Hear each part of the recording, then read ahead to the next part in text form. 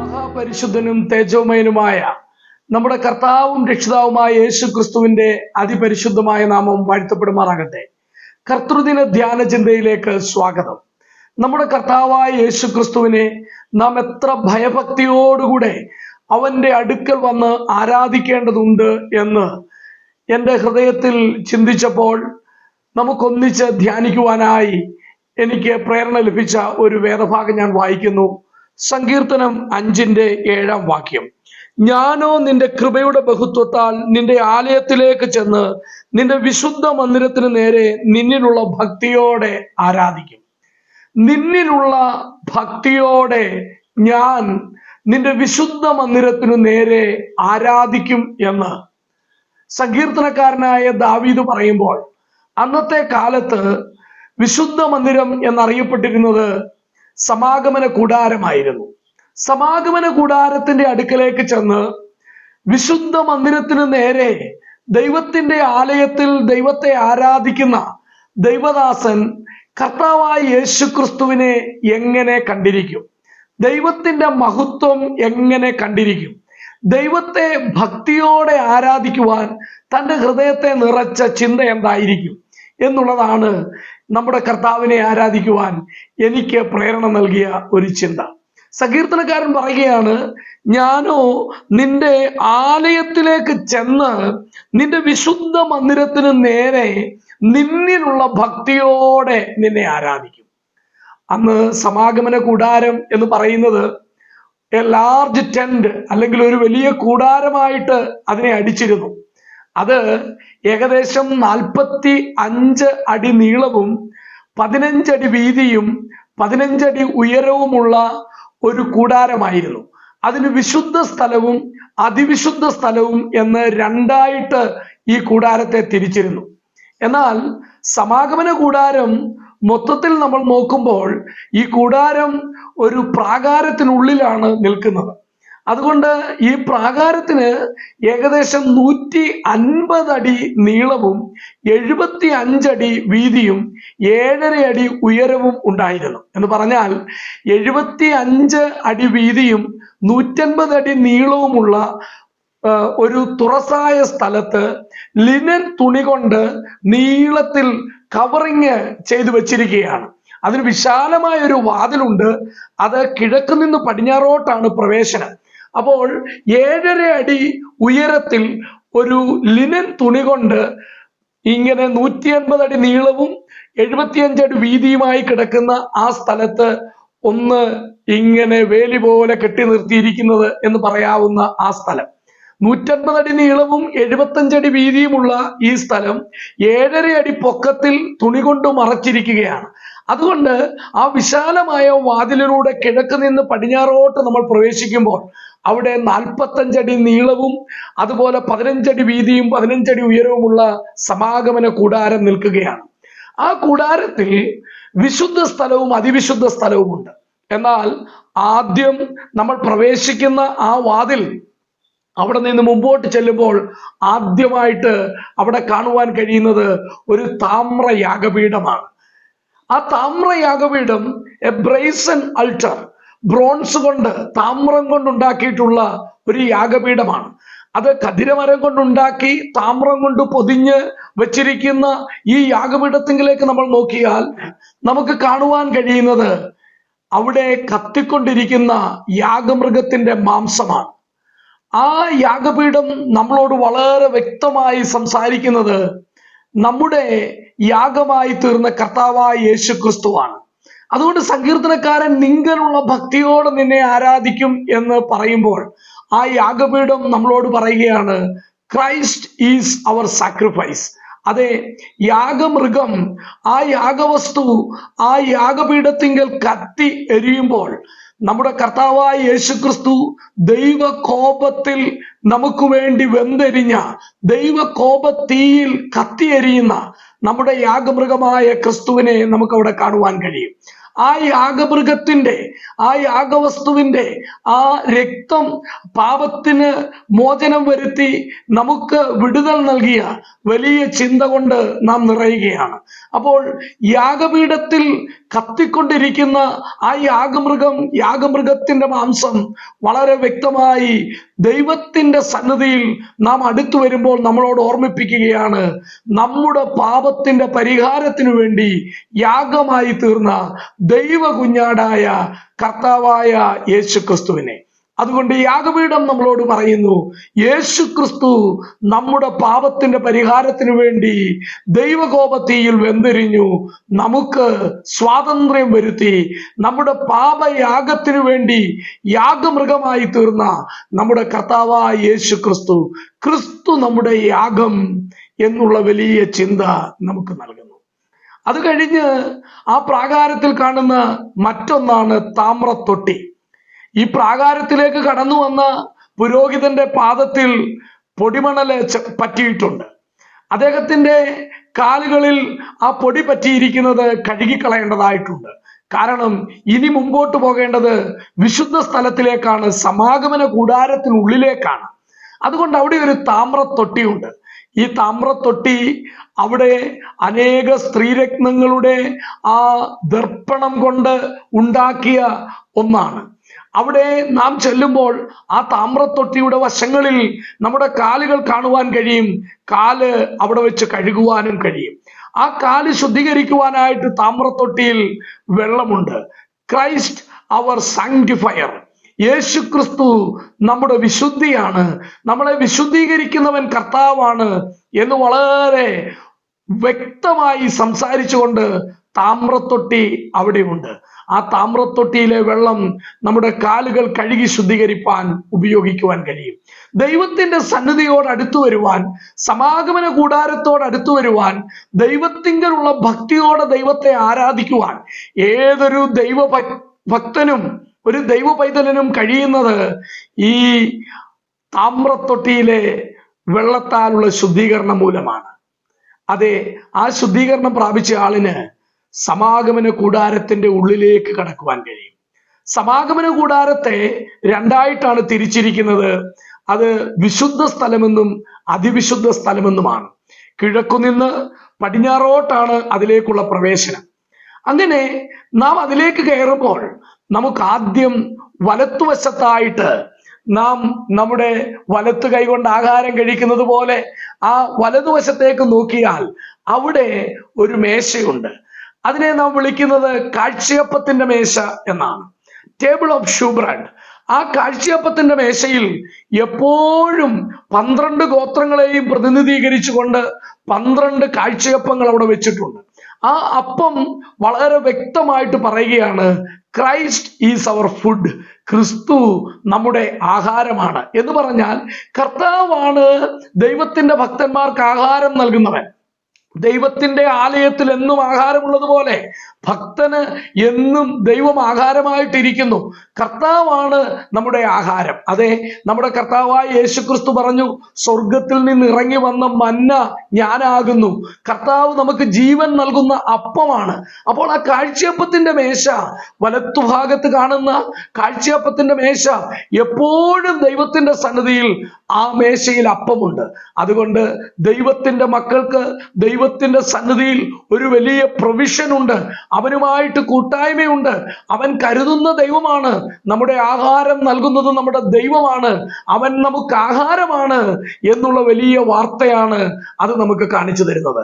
ദൈവത്തിന്റെ ആലയത്തിൽ, ദൈവത്തിന്റെ വിശുദ്ധ മന്ദിരത്തിൽ വന്ന് ദൈവത്തിലുള്ള ഭക്തിയോടെ ദൈവത്തെ ആരാധിക്കുന്ന ഏതൊരുവനും സ്വർഗത്തിൽ നിന്ന് ഇറങ്ങി വന്ന നമ്മുടെ മന്നയായ കർത്താവിനെ ധ്യാനിക്കേണ്ടതായിട്ടുണ്ട്. അതിനേക്കാൾ ഉപരി കർത്താവ് നമ്മുടെ ആഹാരമാണ്, അവനാണ് നമ്മുടെ വിശുദ്ധ ആഹാരം. ദൈവത്തിന്റെ സന്നിധിയിൽ നാം അടുത്തു വന്ന് അവന്റെ അടുക്കൽ കൂട്ടായ്മയ്ക്ക് വേണ്ടി അടുത്തു വരുന്ന സ്ഥലമാണ് വിശുദ്ധ മന്ദിരം. എത്ര മനോഹരമായി കാഴ്ചയപ്പത്തിന്റെ മേശ നമ്മുടെ ക്രിസ്തുവിനെ നമുക്ക് വരച്ചു കാണിച്ചു തരുന്നു. അതുകൊണ്ട് കാഴ്ചയപ്പത്തിന്റെ മേശ പറയുകയാണ്, ക്രൈസ്റ്റ് ഈസ് അവർ ഫുഡ്, ക്രിസ്തു നമ്മുടെ ആഹാരമാണ്. ഇനിയും ഇടത്തുവശത്തേക്ക് നാം നോക്കുമ്പോൾ നമുക്ക് ഇടത്തുവശത്ത് കാണുവാൻ കഴിയുന്നത് 7 കവരമുള്ള ഒരു വിളക്കാണ്. ആ കവരവിളക്കിൽ നിന്നും പ്രകാശം വന്നുകൊണ്ടേയിരിക്കുകയാണ്. ഈ സമാഗമന കൂടാരത്തിലുള്ള 3 ഉപകരണങ്ങൾ, ഒന്ന് കാഴ്ചയപ്പത്തിന്റെ മേശ, തൊട്ട് ഇടത്തുവശത്തായിട്ട് ആ 7 കവരമുള്ള കവരവിളക്ക്, അതുപോലെ മുമ്പിലുള്ള ധൂപപീഠം, സ്വർണ്ണ ധൂപപീഠം, ഇത് 3ഉം സ്വർണം കൊണ്ട് പൊതിഞ്ഞിരിക്കുന്നതാണ്. അതേ കാഴ്ചയപ്പത്തിന്റെ മേശ ഖദിരമരം കൊണ്ടുണ്ടാക്കി സ്വർണം കൊണ്ട് പൊതിഞ്ഞതാണ്. അതുപോലെ ഇടത്ത് കാണുന്ന ആ കവരവിളക്ക് അത് സ്വർണത്തിൽ തന്നെ അടിച്ച് പരത്തി ഉണ്ടാക്കിയിരിക്കുന്ന നിലവിളക്കാണ്. മുമ്പിൽ കാണുന്ന സ്വർണ്ണ ധൂപപീഠം അതും സ്വർണം കൊണ്ട് നിർമ്മിച്ചിരിക്കുന്നതാണ്, ഖദിരമരത്തിൽ ഉണ്ടാക്കി സ്വർണം കൊണ്ട് പൊതിഞ്ഞ് വെച്ചിരിക്കുന്നതാണ്. അപ്പോൾ വളരെ മനോഹരമായിട്ട് ഈ നിലവിളക്ക് നമ്മളോട് പറയുന്ന ഒരു കാര്യമുണ്ട്. Christ is our light. ക്രിസ്തു നമ്മുടെ പ്രകാശമാണ്. അതെ, അവൻ വെളിച്ചമാണ്. ആ വെളിച്ചത്തിൽ നാം നടക്കണം. അവന്റെ വെളിച്ചമാണ് നമുക്ക് അവൻ പകർന്നു തന്നിരിക്കുന്നത്. ആ വെളിച്ചത്തിൽ നാം നടക്കേണ്ടതുണ്ട്. അതെ, ജീവന്റെ വെളിച്ചമാണ് അവൻ. ജീവന്റെ വെളിച്ചം അവൻ നമ്മളിലേക്ക് കൊണ്ടുവന്നവനാണ്. യേശുക്രിസ്തുവാണ് നമുക്ക് പ്രകാശമായി തീർന്നിരിക്കുന്നത് എന്നുള്ളത് ആ സമാഗമന കൂടാരത്തിൽ നമുക്ക് കാണുവാൻ കഴിയും. തൊട്ടു മുമ്പിലായിട്ട് ആ ഒരു വലിയ കർട്ടൻ ഉണ്ട്. ആ തിരശ്ശീല എന്താണ് കാണിക്കുന്നത്? വിശുദ്ധ സ്ഥലത്തെയും അതിവിശുദ്ധ സ്ഥലത്തെയും നമ്മൾ വേർതിരിക്കുന്നതാണ് ആ തിരശ്ശീല. വളരെ കട്ടിയുള്ള ആ തിരശ്ശീലയുടെ തൊട്ടു മുമ്പിലായിട്ട് ഒരു സ്വർണ്ണ ധൂപപീഠമുണ്ട്. ആ ധൂപപീഠത്തിൽ നിന്ന് എപ്പോഴും ധൂപം ഉയർന്നുകൊണ്ടിരിക്കുകയാണ്. അത് ദൈവത്തിന്റെ സന്നിധിയിൽ ആ ധൂപം ഉയരുമ്പോൾ പ്രാർത്ഥനയായി ആ ധൂപം ഉയരുകയാണ്. സന്ധ്യായാഗമായി ദൈവത്തിന്റെ സന്നിധിയിൽ ദൈവത്തിന്റെ ജനത്തിനു വേണ്ടി മധ്യസ്ഥത ചെയ്യുവാൻ വരുന്ന ആ പുരോഹിതൻ അവിടെ അർപ്പിക്കുന്ന ദൈവത്തോടുള്ള പ്രാർത്ഥനയാണ് ആ ധൂപപീഠത്തിൽ നിന്ന് ഉയരുന്ന പുക. അതുകൊണ്ട് അവിടെ നമ്മൾ കാണുന്നത് ഒരു പുരോഹിതൻ അടുത്തു വന്ന് മധ്യസ്ഥത ചെയ്യുന്നതാണ്. അതുകൊണ്ട് ആ സ്വർണ്ണ ധൂപപീഠം നമ്മളോട് പറയുകയാണ്, ക്രൈസ്റ്റ് ഈസ് അവർ ഇന്റർസെസർ. ക്രിസ്തു നമ്മുടെ മധ്യസ്ഥനാണ്. കാഴ്ചയപ്പത്തിന്റെ മേശ പറയുന്നു, ക്രിസ്തു നമ്മുടെ ആഹാരമാണ്. നിലവിളക്ക് പറയുന്നു, ക്രിസ്തു നമ്മുടെ പ്രകാശമാണ്. സ്വർണ്ണ ധൂപപീഠം പറയുന്നു, ക്രിസ്തു നമ്മുടെ മധ്യസ്ഥനാണ്. നാം 1 തിമോഥെയോസ് 2-ാം അധ്യായത്തിന്റെ 5-ാം വാക്യത്തിൽ നാം കാണുന്നുണ്ട്, നമ്മുടെ കർത്താവായ യേശു ക്രിസ്തു നമ്മുടെ മധ്യസ്ഥനാണ് എന്ന്. നമുക്ക് വേണ്ടി മറുവിലയായി തീർന്ന മനുഷ്യനായ ക്രിസ്തുവേശു അല്ലാതെ മറ്റൊരു മധ്യസ്ഥനുമില്ലെന്ന് ദൈവത്തിന്റെ വചനം പറയുമ്പോൾ സ്വർണ്ണ ധൂപപീഠം പറയുകയാണ്, ഇന്നും പിതാവിന്റെ സന്നിധിയിൽ നമുക്ക് വേണ്ടി മധ്യസ്ഥത ചെയ്യുന്ന മഹാപുരോഹിതനായ കർത്താവായ യേശു ക്രിസ്തു നമുക്കുണ്ട്. അതെ, സമാഗമന കൂടാരത്തിങ്കിലേക്ക് വരുന്ന ഒരു വ്യക്തി ആ വിശുദ്ധ സ്ഥലത്തേക്ക് പ്രവേശിക്കുമ്പോൾ അവിടെ കാണുവാൻ കഴിയുന്ന കാഴ്ചയപ്പത്തിന്റെ മേശയും ആ നിലവിളക്കും അതുപോലെ സ്വർണ്ണ ധൂപപീഠവും ഒരുപോലെ നമ്മളോട് പറയുകയാണ്, ദൈവത്തിന്റെ സന്നിധി മനോഹരമാണ്. ദൈവസന്നിധിയിൽ കൂട്ടായ്മയുണ്ട്. ദൈവസന്നിധിയിൽ ദൈവിക പ്രകാശമുണ്ട്. ദൈവസന്നിധിയിൽ നമുക്ക് വേണ്ടി മധ്യസ്ഥത ചെയ്യുന്ന നമ്മുടെ കർത്താവുണ്ട്. മധ്യസ്ഥത അണയ്ക്കുവാൻ കഴിയുന്ന ഇടമാണ് ഇത് എന്ന്. എന്നാൽ ആ തിരശ്ശീലയ്ക്ക് അപ്പുറത്തേക്ക് പോകുമ്പോൾ അവിടെ കാണുവാൻ കഴിയുന്നത് ആർക്ക് ഓഫ് ദ കവനന്റ് അഥവാ നിയമപെട്ടകമാണ്. നിയമപെട്ടകം ഒരു മേശ പോലെയാണ്. അതിനകത്ത് കാണുവാൻ കഴിയുന്നത് 10 കൽപ്പനയുടെ 2 കൽപ്പലകകളുണ്ട്. അതുപോലെ മന്ന ഇട്ടുവച്ചിരിക്കുന്ന പൊൻപാത്രമുണ്ട്. അഹരോന്റെ തളിർത്ത വടിയുണ്ട്. ഇത് ആഴമാർന്ന വിലയേറിയ ചില സത്യങ്ങൾ നമ്മളോട് പറയും. എന്നാൽ ആ നിയമപെട്ടകത്തിൽ ആ കൽപ്പനകൾ എഴുതിയ വെച്ചിരിക്കുന്ന ആ പെട്ടകം അടച്ച് വെച്ചിരിക്കുകയാണ്. അതിനൊരു അടപ്പുണ്ട്. അത് തനി തങ്കം കൊണ്ട് ഉണ്ടാക്കിയെടുത്ത ഒരു അടപ്പാണ്. അതിൽ 2 കെരൂബുകൾ ചിറകു വിടർത്തി മറച്ച് നിൽക്കുന്നതായിട്ട് കാണുവാൻ കഴിയും. ആ 2 കെരൂബുകളുടെ നടുവിലായിട്ട് അവിടെ ദൈവത്തിന്റെ ഷെക്കൈന മഹത്വം ഇങ്ങനെ നിൽക്കുകയാണ്. അവിടെയാണ് ദൈവത്തിന്റെ ആ തേജസ് കാണുവാൻ കഴിയുന്നത്. അതുകൊണ്ട് ആ നിയമപെട്ടകത്തിന്റെ മുകളിലുള്ളത് കൃപാസനമാണ്. ആ കൃപാസനം, അതെ, കൃപയുടെ ഇരിപ്പിടം, മേഴ്സി സീറ്റ്, ദൈവത്തിന്റെ കൃപ വെളിപ്പെടുന്ന സ്ഥലം. ആ കൃപാസനത്തിങ്കിലേക്കാണ് വർഷത്തിൽ ഒരിക്കൽ മഹാപുരോഹിതൻ ആദ്യം സ്വന്തം പാപത്തിനും പിന്നെ ജനത്തിന്റെ പാപത്തിനും വേണ്ടി യാഗമർപ്പിച്ച ശേഷം അവിടെ രക്തവുമായിട്ട് വന്ന് ആ കൃപാസനത്തിങ്കിലേക്കാണ് മഹാപുരോഹിതൻ ആ കൃപയുടെ സന്നിധിയിലേക്ക് അടുത്തു വന്ന് ആ കൃപാസനത്തിങ്കിലേക്ക് രക്തം തളിക്കും. അത് മഹാപാപപരിഹാര ദിവസത്തിൽ ദൈവം അവരോട് കരുണ കാണിക്കുന്നതും അവരുടെ ഒരു വർഷത്തെ പാപം ക്ഷമിച്ചു കൊടുക്കുന്നതും അല്ലെങ്കിൽ അത് മറയ്ക്കപ്പെട്ടതും കാണിക്കുന്ന ഒന്നാണ്. അതുകൊണ്ട് ഈ നിയമപുട്ടകത്തിന് മുകളിൽ ഒരടപ്പുണ്ട്. അതിനെ കൃപാസനം എന്നാണ് വിളിക്കുന്നത്. ആ കൃപാസനം 2 കെരൂബുകൾ ചിറകു വിടർത്തി നിൽക്കുകയാണ്. അതിന്റെ നടുവിൽ ദൈവത്തിന്റെ തേജസ്സും കാണുവാൻ കഴിയും. അവിടെ പുറത്തു നിന്നൊരു വെളിച്ചവുമില്ല. സ്വർണം കൊണ്ട് മൂടിയിരിക്കുന്ന ഒരിടമാണത്. അവിടെ ദൈവത്തിന്റെ തേജസ് പ്രകാശിക്കുകയാണ്. ദൈവ തേജസ്സാണ് ആ മുറിയെ പ്രകാശിപ്പിച്ചുകൊണ്ടിരിക്കുന്നത്. അത് തനി തങ്കത്തിന്റെ ശോഭയിൽ ഇങ്ങനെ തെളിഞ്ഞു നിൽക്കുന്ന ദൈവത്തിന്റെ തേജസ് കൊണ്ട് അവിടെ വളരെ മനോഹരമായി കാണപ്പെടുന്ന ഒരിടമാണ്. അവിടേക്ക് വരുമ്പോൾ, ദൈവത്തിന്റെ വിശുദ്ധ മന്ദിരത്തിലേക്ക് വരുമ്പോൾ, അവങ്കലുള്ള ഭക്തിയോടെ അവനെ ആരാധിക്കുമ്പോൾ നമുക്ക് കാണുവാൻ കഴിയുന്നത് ദൈവത്തിന്റെ നിയമവും ദൈവത്തിന്റെ കരുണയും ദൈവത്തിന്റെ സംരക്ഷണവും ദൈവത്തിന്റെ മഹാദയയാൽ നമ്മുടെ പാപം ക്ഷമിക്കുന്ന ഇടവുമാണ്. എന്നാൽ ആ 2 കെരൂബുകൾ നമ്മളോട് പറയുകയാണ്, ദൈവം തേജോമയനാണ്, അവനെ ഒരു കണ്ണുകൊണ്ടും കാണുവാൻ കഴിയില്ല. അവന്റെ തേജസ്സിന്റെ മുമ്പിൽ സകല ദൂതന്മാരും അവനെ ആരാധിക്കുന്നു. 1000 കോടി ദൂതന്മാർ സദാസമയവും ആരാധിക്കുന്ന തേജോമയനായ ദൈവമാണ് ഈ ദൈവം. കൃപാസനത്തിങ്കിലേക്ക് അടുത്തു വരുമ്പോൾ മഹാഭയമാണ് നമുക്കുണ്ടാകേണ്ടത്. കാരണം കെരൂബുകൾ എപ്പോഴും ഈ കൃപാസനത്തിങ്കിലേക്ക് വരുമ്പോൾ ആ സമാഗമന കൂടാരത്തിന്റെ വാതുക്കൽ തന്നെ ചിത്രത്തയ്യലായി കെരൂബുകളെ ഉണ്ടാക്കിയിട്ടുണ്ട്. അതുപോലെ ആ തിരശീലയുടെ മുമ്പിലും ചിത്രത്തയ്യലായി കെരൂബുകളെ ഉണ്ടാക്കി വെച്ചിട്ടുണ്ട്.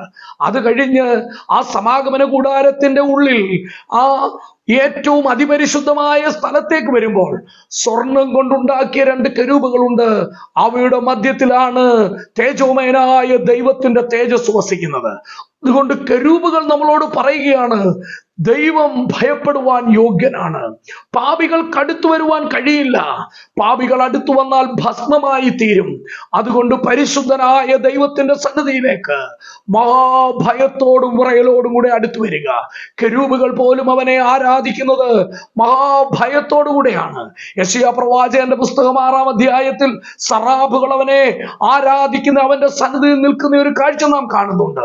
2 ചിറക് കൊണ്ട് പറന്ന്, 2 ചിറകുകൾ കൊണ്ട് അവരുടെ പാദം മൂടി, 2 ചിറകുകൾ കൊണ്ട് മുഖം മൂടി മറച്ച് ഒരുത്തനോട് ഒരുത്തൻ പറയുകയാണ്, ദൈവം പരിശുദ്ധൻ, പരിശുദ്ധൻ, പരിശുദ്ധൻ.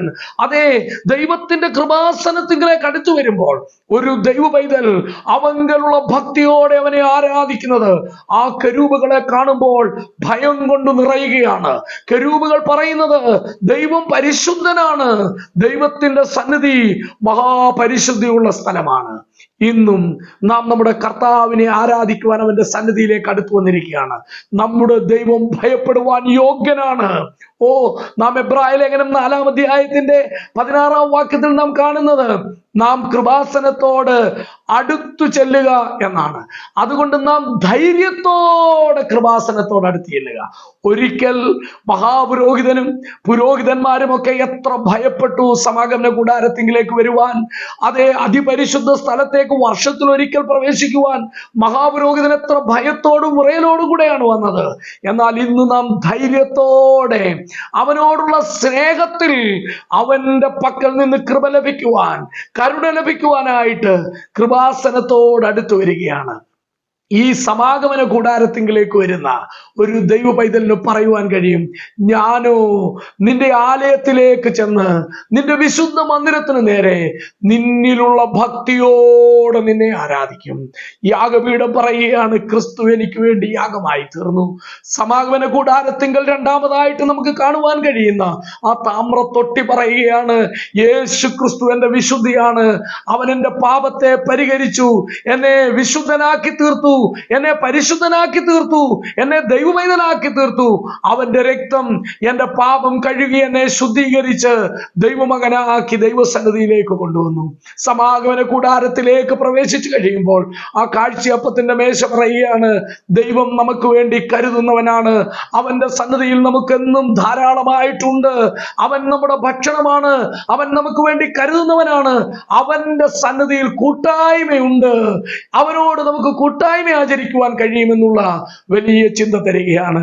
അവന്റെ പ്രകാശമാണ് നമുക്കുള്ളതെന്ന് ഇടത്തുവശത്ത് കത്തിക്കൊണ്ടിരിക്കുന്ന കവരവിളക്ക് പറയുന്നു. അത് നമ്മളോട് പറയുകയാണ്, അവന്റെ പ്രകാശത്തിൽ നടക്കണം. അവന്റെ പ്രകാശം നമ്മുടെ ജീവിതത്തെ പ്രകാശിപ്പിക്കണം. സ്വർണ്ണ ധൂപപീഠം നമ്മളോട് പറയുകയാണ്, എപ്പോഴും പ്രാർത്ഥന ഉയരുവാൻ തക്കവണ്ണമുള്ള ഇടമായി ദൈവത്തിന്റെ സന്നിധിയുണ്ട്. ആ ക്രിസ്തു നമ്മുടെ മധ്യസ്ഥനാണ്. അവൻ നമുക്ക് വേണ്ടി ദൈവത്തിന്റെ സന്നിധിയിൽ പക്ഷവാദം ചെയ്തുകൊണ്ടിരിക്കുന്നു. പിന്നെയും നാം അതിപരിശുദ്ധ സ്ഥലത്തേക്ക് ചെല്ലുമ്പോൾ ദൈവത്തിന്റെ കൃപയെ നാം കാണുകയാണ്. ദൈവത്തിന്റെ തേജസ്സിനെ നാം കാണുകയാണ്. അവൻ നമ്മളോട് ചെയ്ത നിയമം നാം ഓർക്കുകയാണ്. നമ്മുടെ കർത്താവായ യേശു ക്രിസ്തു മുഖാന്തരം ഈ കൃപാസനത്തിലേക്ക് അടുത്തു വരുവാൻ ദൈവം നമ്മളോട് കാണിച്ച മഹാദയ, അവന്റെ മേഴ്സി സീറ്റ്, ആ കൃപാസനം, അത് നമ്മളോട് പറഞ്ഞു തരികയാണ്. ഇന്ന് രാവിലെ നമുക്ക് ആ കൃപാസനത്തോട് അടുത്തു വന്ന് അവങ്കലുള്ള ഭക്തിയോടെ അവനെ ആരാധിക്കാം.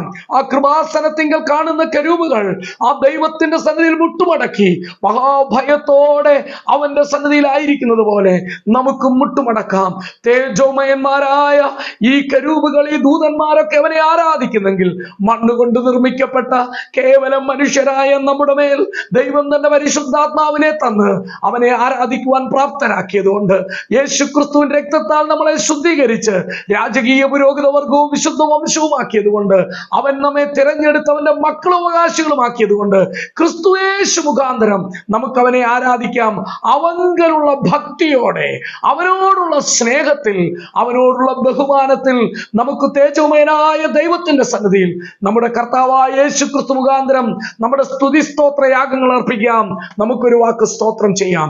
മഹാപരിശുദ്ധനും തേജോമയനുമായ ദൈവമേ, സർവശക്തനായ ഞങ്ങളുടെ സ്വർഗസ്ഥ പിതാവേ, ഞങ്ങളുടെ രക്ഷിതാവും കർത്താവുമായ യേശു ക്രിസ്തു നിമിത്തം ഞങ്ങൾ അങ്ങേക്ക് സ്തോത്രം ചെയ്യുന്നു. അങ്ങയുടെ പുത്രനെ ക്രൂശിൽ തകർത്ത് ഞങ്ങൾക്ക് നൽകിയ അനുഗ്രഹീതമായ രക്ഷയ്ക്കായിട്ട് സ്തോത്രം. ഇന്ന് സഭയായി ഞങ്ങൾ അങ്ങേ ആരാധിക്കുമ്പോൾ അങ്ങയുടെ സന്നിധിയിൽ ധൈര്യത്തോടെ അടുത്തു വരുവാൻ ഞങ്ങൾക്ക് കൃപ തന്നതിനായിട്ട് സ്തോത്രം. നിന്റെ കൃപാസനത്തോട് അടുത്തു വരുമ്പോൾ അങ്ങയുടെ തേജസ്സും മഹത്വവും കണ്ട് ഞങ്ങൾക്ക് വേണ്ടി ക്രൂശിൽ മരിച്ച് രക്ഷ ഒരുക്കിയ ഞങ്ങളുടെ കർത്താവായ യേശു ക്രിസ്തു മുഖാന്തരം ഞങ്ങൾ അങ്ങേ ആരാധിക്കുന്നു. ത്രിയേക ദൈവത്തിന്റെ സന്നിധിയിൽ ഞങ്ങൾ സകല സ്തുതിയും സ്തോത്രവും ആരാധനയും പുകഴ്ചയും അർപ്പിക്കുന്നു. പ്രിയ പിതാവേ, എളിയവരാകുന്ന ഞങ്ങൾ ഒരുക്കി കൊണ്ടുവന്നിരിക്കുന്ന സകല സ്തുതിയും സ്തോത്രവും ആരാധനയും പുകഴ്ചയും ഞങ്ങളുടെ രക്ഷിതാവും കർത്താവുമായ യേശു ക്രിസ്തുവിന്റെ വിലയേറിയ നാമത്തിൽ അങ്ങയുടെ പാദപീഠത്തിൽ അർപ്പിക്കുന്നു.